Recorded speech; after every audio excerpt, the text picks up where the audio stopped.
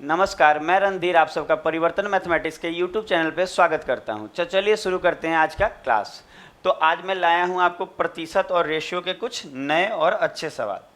तो सबसे पहला क्वेश्चन आपके बोर्ड पे कह रहा है एक संख्या p एक संख्या q से 20% अधिक है। ध्यान दीजिएगा, एक संख्या p है, एक संख्या p जो है वो संख्या q से कितना अधिक है, 20% अधिक है। तो p जो है वो q से अधिक है। इसका मतलब अगर आप इसको 100 मानेंगे तो इसको आप मानना होगा 120। कह रहा है क्वेश्चन, आप पढ़ के देखिए तो इसका जो रेशियो आएगा ये आ जाएगा। आप देखिए बोल रहा है एक संख्या p जो है ना वो q से 20% अधिक है। फिर आप देखेंगे कि अब क्या बोला है, लेकिन एक संख्या r से 10% कम है। इसका मतलब जो p है ना वो q से तो 20% अधिक है, पर जो p है वो r से 10% कम है। इसका मतलब r अगर 100 मानेंगे तो इसको 90 मानना होगा। तो इस चीज़ को आप एक बार और देखिए और समझने का प्रयास कीजिए। एकदम लेटेस्ट क्वेश्चन है, आपको अच्छा लगेगा करके। ये CHSL का क्वेश्चन है जो लेटेस्ट एग्जाम में कुछ दिन पहले ही उसका आंसर की आया उसका है। आप देखिए p जो है, देखिए यहाँ बोला है कि एक संख्या p, ये जो संख्या p है ना वो q से 20% अधिक है। मतलब q से 20% ये अधिक है। q से कितना अधिक है, ये 20% अधिक है। लेकिन एक संख्या r से 10% कम है। मतलब इस संख्या से ये जो p है ये कितना कम है, तो 10% कम है। इसका मतलब हम कहना बस चाहते हैं कि p जो है ना वो q से 20% क्या है, अधिक है, लेकिन जो p है वो r से 10% कम है। तो इसका मतलब अगर हम q को 100 मानेंगे तो इसको 120 मानना होगा, और अगर हम r को 100 मानेंगे तो इसको 90 मानना होगा। ये क्वेश्चन में लिखा है। अगर उसके बाद अगर आप रेशियो निकालते हैं तो यहाँ तो रेशियो आ जाएगा 6 और 5 का। यहाँ किसका रेशियो आ जाएगा, 6 और 5 का रेशियो आ जाएगा। इसको देखिए, ये काटेंगे तो 6 आ जाएगा, और ये 6 पंजे सॉरी ये काटिएगा 2 से 2 छक्के, और यहाँ 2 पंजे, तो इसका रेशियो आ जाएगा 6:5। अच्छा, यहाँ काटेंगे तो रेशियो क्या आ जाएगा, 9:2। तो आप देख रहे होंगे कि p यहाँ 6 है, वहाँ p 9 है, तो कॉमन टर्म जो होता है उसको सेम करना पड़ता है रेशियो में। तो आप कैसे सेम करेंगे, तो आप देखिए कुछ करना नहीं होगा। यहाँ p 6 है, यहाँ p 6 है, और यहाँ p 9 है। तो हम बोलेंगे कुछ करना नहीं है, इसका लॉसा 18 होता है, तो इसमें 3 से गुना कर देंगे तो ये 18 हो जाएगा, और इसमें 2 से गुना कर देंगे तो ये 18 हो जाएगा। तो 3 से गुना करेंगे तो देखिए अब आपको रेशियो मिलेगा, किसका किसका रेशियो मिलेगा, p का, q का और r का, ये रेशियो मिल जाएगा आपको। तो आप देखेंगे कि जब आप इसको गुना करेंगे तो ये 3 छक्का 18, तो p तो 18 हो जाएगा। अच्छा, उसके बाद आप जान रहे हैं गुना जब इसमें करते हैं तो इसमें भी करना होता है, 3 पंजे 15, तो क्यूब 15 हो जाएगा। और जो आर है आप देखेंगे कि ये तो 2×9 18, पी लिख चुके हैं 18, लेकिन 2×10 से 20, इसका मतलब आर जो है वो 20 होगा। तो पी क्यू आर का पहले आपको रेशियो निकालना होगा यहाँ से मिडिल टर्म को इक्वल करके। उसके बाद क्या बोला है, संख्या आर। आप देखिए उसके बाद क्या बोला है कि संख्या आर का संख्या q कितना प्रतिशत है। तो देखिएगा संख्या r का संख्या q कितना प्रतिशत है, तो q का प्रतिशत मांगा है r के फॉर्म में, मांगा है r के रिस्पेक्ट में। तो 15/20 गुना 100 यही होगा। देखिएगा ध्यान दीजिएगा, आपको जो परसेंटेज मांगा है उसका ध्यान देना है। क्या मांगा है कि संख्या r का, देखिए संख्या r का संख्या q कितना परसेंट है, तो q कितना परसेंट है, तो q 15 है। इसका परसेंट मांगा है किसके रिस्पेक्ट में, r के। तो जिसका पूछे उसको ऊपर रखना पड़ता है, और जिसके तुलना में पूछे उसको नीचे, और गुना 100। तो ये है 20 पंजे 100 और 15 पंजे 75, तो कहेंगे ये 75%। ध्यान दीजिएगा कितना परसेंट है, 75, तो आंसर हो जाएगा बी। देख लीजिए इसको। अब अगला क्वेश्चन पे चलते हैं। आप लोग इसका स्क्रीनशॉट ले लीजिएगा, अपना घर में प्रैक्टिस कीजिएगा बैठ के आराम से। अब देखिए ये क्वेश्चन क्या बोल रहा है, दो धनात्मक संख्या 8:13 के अनुपात में है, उनके वर्गों का योग इतना है। अच्छा देखिए, दो संख्या है, पहली संख्या दूसरी, ये क्या है रहा है कि ये 8 अनुपात कितना में, 8:13 में। तो अगर संख्याएं 8:13 में है, तो अगर हम इसका अनुपात हटाते हैं तो आप कोई वेरिएबल ले लेंगे, ये 8x हो जाएगा तो ये 13x हो जाएगा कि नहीं। इसका मतलब कह सकते हैं कि पहली संख्या 8x होगा तो दूसरी संख्या 13x होगा कि नहीं। अब आपको क्वेश्चन में कह रहा है कि उनके वर्गों का योग, अच्छा वर्ग मतलब स्क्वायर होता है ना, वर्ग मतलब क्या होता है, स्क्वायर होता है, तो उनके वर्गों का योग, तो अगर हम देखें तो 8x का वर्ग करेंगे, स्क्वायर करेंगे तो 8 का स्क्वायर 64 और x का स्क्वायर x स्क्वायर हो जाएगा कि नहीं, प्लस। और अगर हम 13x का स्क्वायर करेंगे तो 13 का तो 169 होता है और x का x स्क्वायर, और इनके जो वर्गों का योग है, मतलब इनके जो स्क्वायर का जो योग मतलब प्लस है, वो कितना दिया है, वो दिया है आपको 2097। उसके बाद आपको देखना होगा यहाँ पे, अगर आप इसको जोड़ेंगे तो 9 और 4 13 का 3 हाथ में एक, 6 6 12 और 1 13 का 3 हाथ में एक, एक और एक 2, 233 एक्स स्क्वायर बराबर कितना आ रहा है 2097। तो आपको एक्स स्क्वायर का वैल्यू यहाँ से क्या मिल जाएगा, ये 9 बार में कट रहा है तो 9 आ जाएगा, तो एक्स स्क्वायर 9 आएगा, तो एक्स का तो वैल्यू यहाँ 3 आ जाएगा, रूट निकल के 9 का रूट कितना हो जाएगा 3, तो x का वैल्यू 3 आएगा।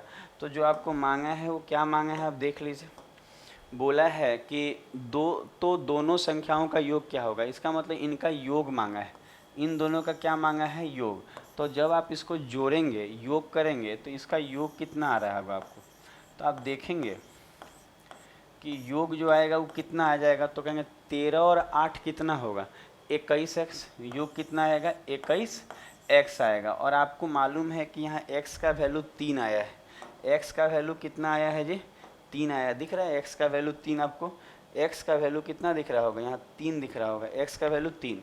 तो अगर हम यहाँ x का वैल्यू यहाँ 3 रखेंगे तो 21 गुना 3 करेंगे तो कितना आ जाएगा 63, यही आपका योग आ जाएगा। तो आंसर कितना आएगा बी 63।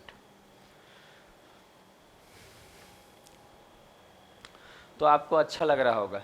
तो आप देखिए नेक्स्ट क्वेश्चन 3 नंबर।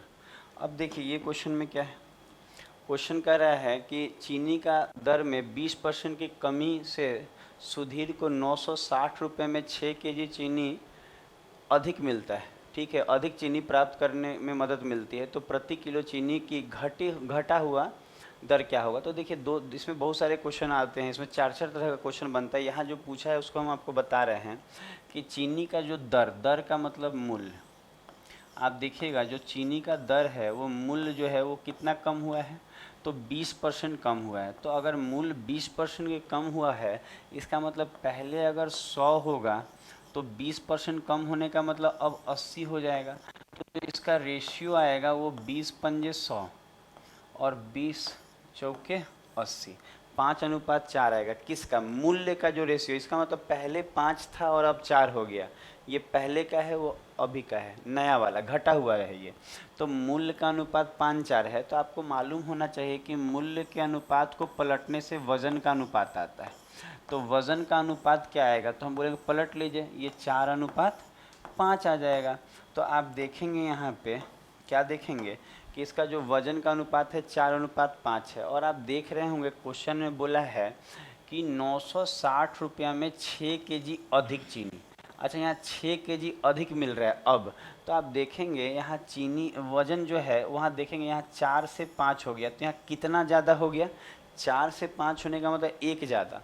तो 1 का मतलब ध्यान दीजिएगा, 1 का मतलब कितना आ रहा है 6 केजी आ रहा है, वजन 6 केजी ज़्यादा हुआ है कि नहीं, और यहाँ यूनिट में 1 ज़्यादा हुआ है, वजन 1 ज़्यादा है कि नहीं, 4 से 5 होने का मतलब 1 ज़्यादा होना ना, और 1 यहाँ वजन ज़्यादा है और किलो में कितना ज़्यादा है 6 केजी ज़्यादा है। इसका मतलब यहाँ का जो 1 यूनिट है वो 6 केजी को वो बता रहा है, संबोधित कर रहा है।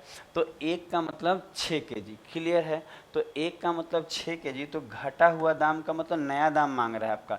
तो आप देखेंगे ये नया वाला है, तो कहेंगे 1 का मतलब 6, तो 5 का मतलब 6 पंजे 30 केजी।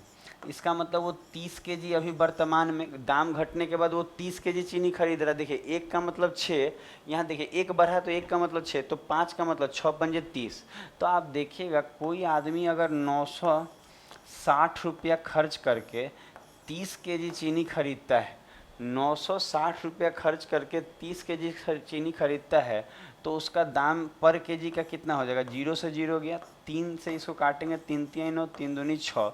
इसका मतलब उसका जो रेट था चीनी का घटने के बाद कितना था, 32 रुपये पर केजी था, 32 रुपये पर केजी था। यही आपका उत्तर हो जाएगा।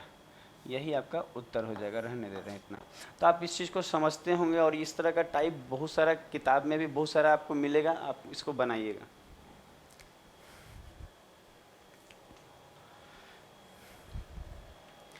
नेक्स्ट क्वेश्चन पे चलेंगे हम लोग। ये देखिए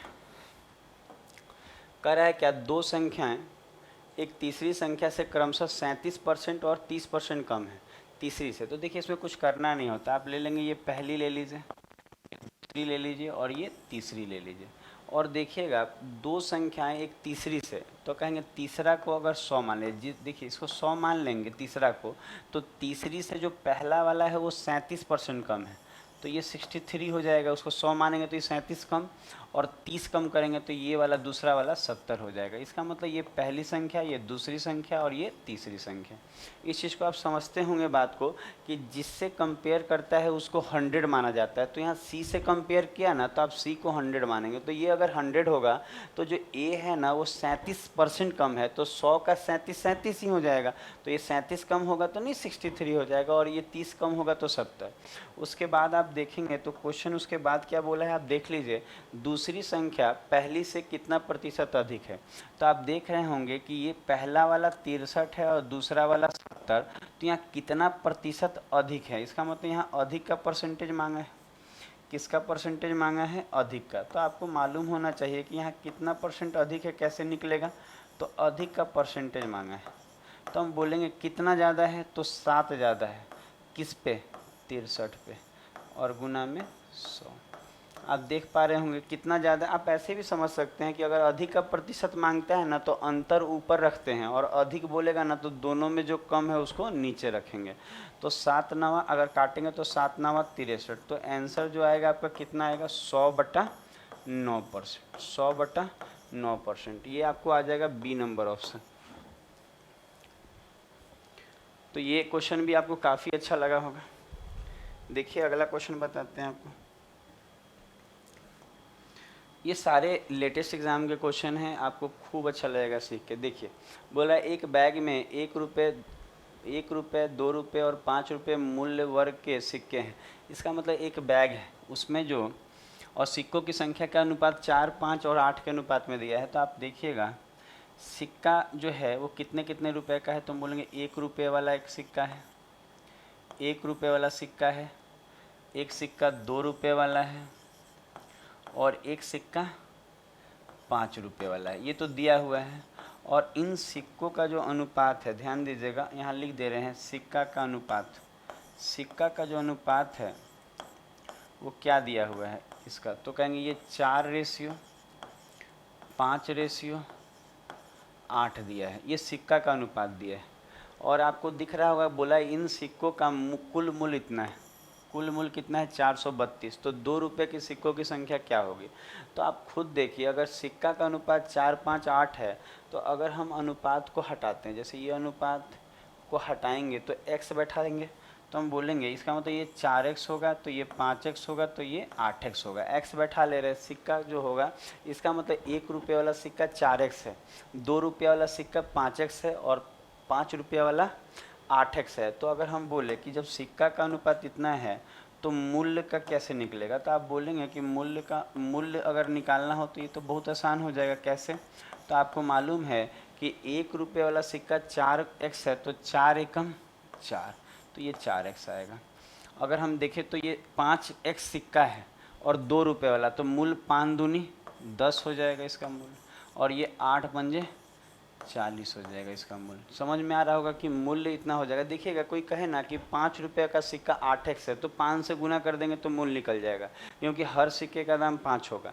तो आप देख पा रहे होंगे कि टोटल मूल्य आपको यहाँ कितना आ रहा है, तो 40 और 10 50 और 4 54, 54 आ गया ना। तो हम बोल सकते हैं कि 54x का जो वैल्यू है वो आपको क्वेश्चन में कितना दिया हुआ है, 432 रुपये। मूल्य ही तो दिया हुआ है, तो हम कहेंगे 54x, समझिएगा, जोड़ लीजिएगा, टोटल मूल्य दिया है 432, तो x बराबर कितना आ जाएगा, तो इससे इसको लगाएंगे तो कितना बार में ये चला जाएगा, 8 बार में। तो x का वैल्यू कितना आ गया, 8। तो जब x का वैल्यू 8 आ गया तो आपको मांग क्या रहा है, आप ये देखिए, कह रहा है 2 रुपए के सिक्कों की संख्या कितनी होगी। तो देखिए ये सिक्का का संख्या का लाइन है जो ब्लू वाला है, तो 2 रुपये वाला सिक्का यहाँ कितना दिख रहा है, 5x दिख रहा है कि नहीं। तो हम बोलेंगे ये 5x होगा सर, 2 रुपये वाला 5x होगा और x का वैल्यू 8 है, तो 5 गुना 8, तो 8 पंजे 40। तो बोलेंगे यहाँ 2 रुपये वाला 40 सिक्का है। 2 रुपये वाला कितना सिक्का है जी, 40 सिक्का है। तो आंसर हो जाएगा 40। 2 रुपये वाला कितना सिक्का है, 40। तो इसको बना लीजिए।